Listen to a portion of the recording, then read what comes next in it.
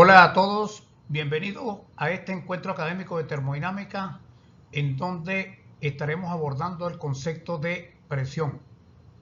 La presión en termodinámica es una magnitud escalar que representa la fuerza normal ejercida por un fluido o gas por unidad de área sobre las paredes de un recipiente, resultante de las colisiones moleculares. En líquidos y gases se habla de presión, en sólidos se habla de esfuerzos. La presión en un fluido en reposo, en un punto dado, es la misma en todas direcciones y se define como la componente normal de la fuerza por unidad de superficie. En las figuras mostradas, en la de la izquierda, se tiene un fluido en reposo en donde está actuando un peso. Ese peso es igual a m por g. La superficie del recipiente que lo contiene se denota por el área S. Entonces, la presión que ejerce este fluido en reposo va a ser igual a la fuerza dividida por el área de la superficie. De la misma manera, observamos que en la figura del lado derecho tenemos una presión parcial de oxígeno de 0,4 atmósferas. Hay otro recipiente que contiene nitrógeno a una presión un poco más alta, 0,6 atmósferas. Y finalmente tenemos una mezcla de gases en donde tenemos una presión mucho mayor a la primera y a la segunda, en este caso de una atmósfera. De esta manera observamos cómo la presión de un fluido en reposo puede ir cambiando o va cambiando su estado o condición termodinámica. Igualmente observamos en la figura de la izquierda un fluido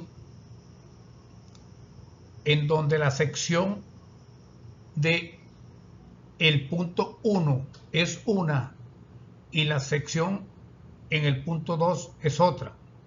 Por lo tanto, si queremos calcular la presión en un punto dado,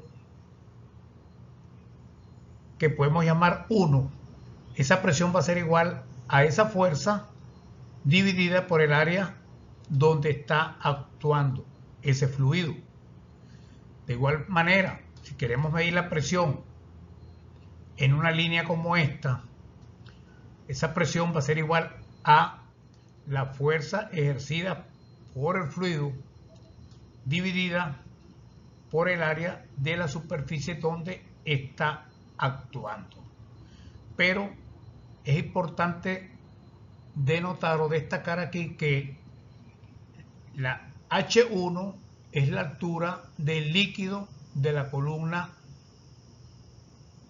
de el estado 1 y H2 es la altura del líquido de la sección 2.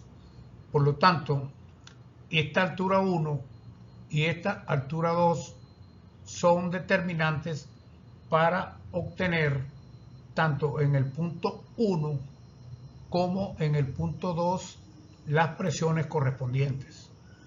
En la figura de la derecha observamos que hay un líquido que está contenido dentro de un recipiente a una altura H y tenemos el área de la superficie donde actúa ese líquido es A. Desarrollando la ecuación de presión igual a la fuerza entre área, obtenemos lo que se llama la presión hidrostática. Esa presión hidrostática va a ser igual a la densidad del fluido por la altura por la gravedad, tal como está mostrada aquí.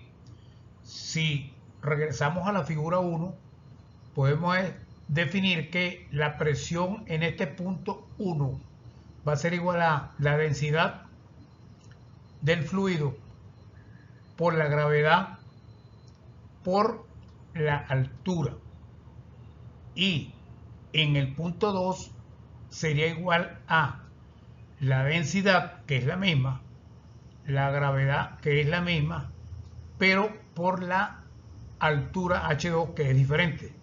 De esta manera observamos que la presión en un punto dado en la sección 1 va a ser igual a ρ sub 1, G sub 1, H1, y en la sección 2 va a ser igual a G sub 2, H2, ρ sub 2.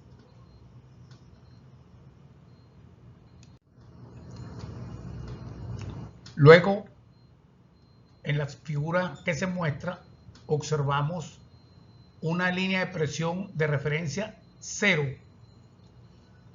y una línea de presión de referencia superior a la atmosférica y una línea de presión atmosférica. Observamos entonces que esta presión atmosférica, que la registra el barómetro, que es un instrumento de medición de presión atmosférica, y esa presión atmosférica más la presión manométrica que la registra este manómetro, es lo que determina la presión total o absoluta, en este caso, del sistema.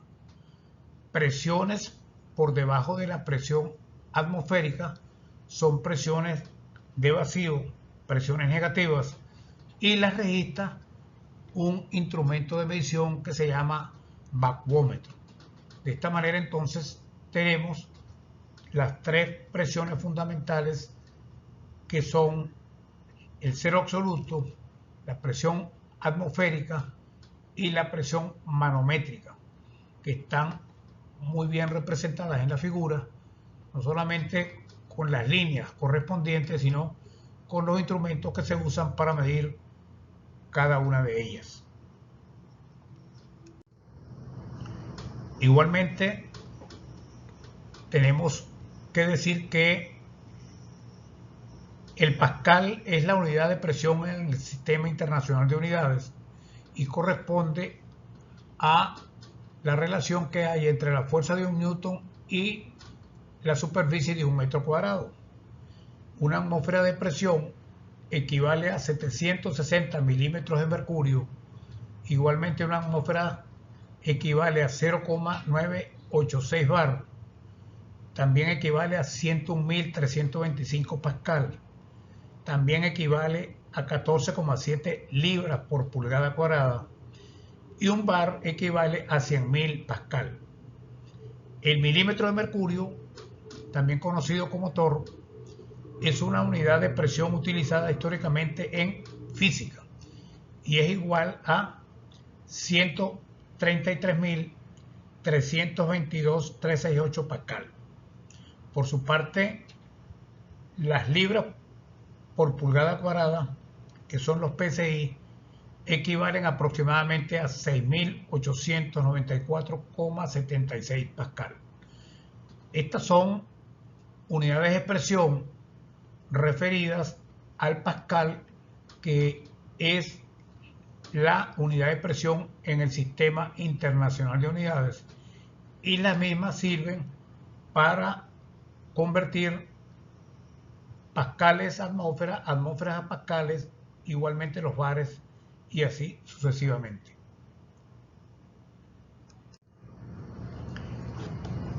Los instrumentos de medición de presión en la industria son dispositivos esenciales diseñados para medir la fuerza ejercida por los fluidos, líquidos o gases sobre una superficie, fundamentales para la seguridad y el control del proceso o de los procesos.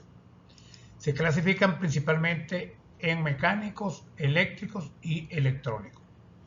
Dentro de los mecánicos tenemos el manómetro de tubo de Bourdon, que tiene un rango de trabajo entre 0 y 1600 bar. El manómetro de diafragma, que tiene un rango desde menos de 250 a más 250 minibar.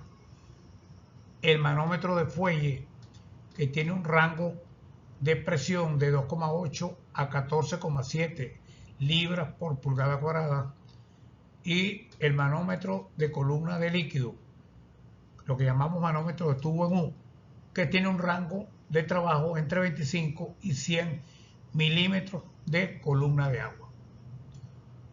Con respecto a los medidores eléctricos y electromecánicos, tenemos los transductores de presión, que tienen rangos de 0,01 pulgadas de agua hasta 10.000 libras por pulgada cuadrada.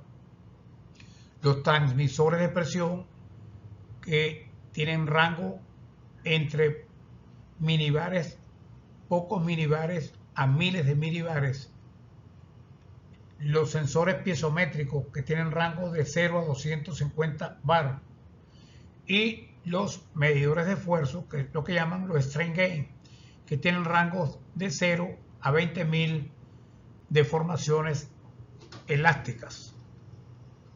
De esta manera, entonces, llegamos al final de la actividad. Les agradezco, se suscriban, le den like, compartan y dejen sus comentarios. Muchísimas gracias por la atención y nos vemos en el próximo video.